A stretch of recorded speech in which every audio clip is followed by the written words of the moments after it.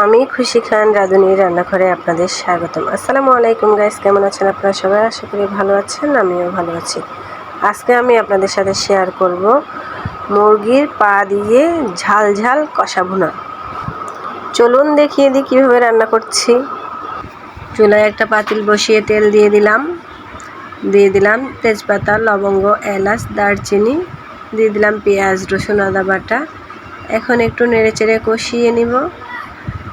দিয়ে দিলাম মরিচ 1 চামচ, হলুদ 1 চামচ, মিক্সার মশলা 1 চামচ, লবণ স্বাদ মতো। এখন নেড়েচেড়ে একটু পানি দিয়ে কষিয়ে নেব।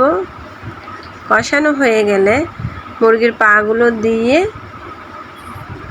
একটু নেড়েচেড়ে দিচ্ছি। দেখুন, পাগুলো হয়তো অনেকে খেতে পছন্দ করে না, আবার অনেকে খায়। আমার ছোট মেয়ে অনেক পছন্দ করে, তাই তার জন্য রান্না করতেছি। এখন ঢাকনা দিয়ে ঢেকে দেব।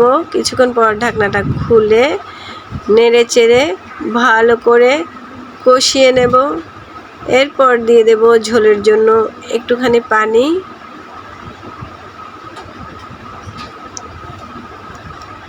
পানিটা দিয়ে আমি আবারও ঢাকনা দিয়ে ঢেকে দেব। কিছুক্ষণ পর ঢাকনাটা খুলে দেখুন, পাগুলো একদম মাখো মাখো হয়ে গেছে। এই পর্যায়ে আমি চুলাটা বন্ধ করে দেব। এখন আমি আপনাদেরকে পরিবেশন করে দেখিয়ে দিচ্ছি কেমন হয়েছে। দেখুন, খুবই লোভনীয় লাগতেছে। আপনাদের যদি ভালো লাগে বাসায় একবার এভাবে রান্না করে দেখবেন, আশা করি ভালো লাগবে। আর ভিডিওটি যদি আপনাদের ভালো লাগে তবে লাইক, কমেন্ট, শেয়ার করে দিবেন।